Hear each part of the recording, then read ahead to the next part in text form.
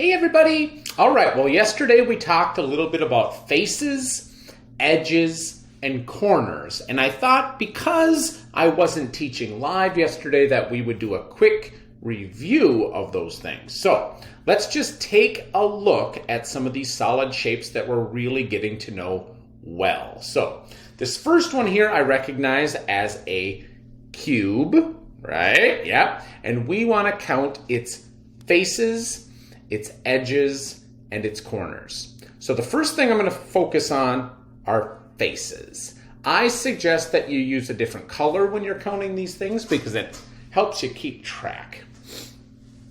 So it's really easy to see the top. I'm going to put a little T here for top. There's the top. That's one face. It's flat, right? Surface. That's the idea of a face. It's really easy to see the bottom. Put a B. This is the right side over here, kind of on the side wall. Way on the opposite side, we have the left side. So that's four faces. Then we have the back. Put a B for back. That's the back wall. And then we have the front. So if you count all those, 1, 2, 3, 4, 5, 6 faces. So right now I'm going to say that for faces, I have 6. All right, let's talk about edges. Edges are these lines, right? Some of them are very easy to see, like these 4 that make up the top. There are 1, 2, 3, 4, right?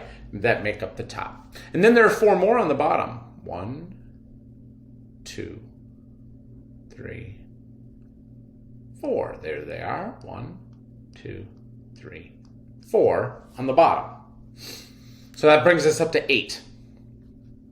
And then there are some in the middle. 1,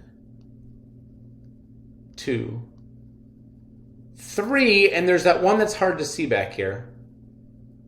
4, right? So when we're talking about edges, we have 4, 4, and 4, or 12 altogether. Corners. They're also called vertices. They are where 2 or more edges meet. So we have 4 on the top, 4 on the bottom, none in the middle. There are no meeting edges in the middle, but on the top and the bottom for sure. So the idea with yesterday's assignment was, can you slowly and with a plan keep yourself organized enough to count the faces, which are not always easy, the edges, which can be very tricky, and the corners, which truly aren't so bad. Let's talk about corners here. None. Let's talk about edges here. None. Let's talk about faces here. None. This one is much easier to do than this one, right? Because it's just one curved surface. It doesn't give us a chance to count a flat face. There are no sides that come together as edges, and there are no corners, so much easier. Here is a tricky one. I'm going to use that same technique I did over here, different colors. So I'm going to start with the bottom. Then I have, let's call this the front. And then way back here, I'm going to put a B for the back. Then I have the right side here and the left side here. So one less than this one. This one has a top. This one has no top. So otherwise, it's very similar. Face equals 5 in this case. Right, left, back, and front. I'm not sure what happened to my left there. Let's move on to edges. 4 on the bottom.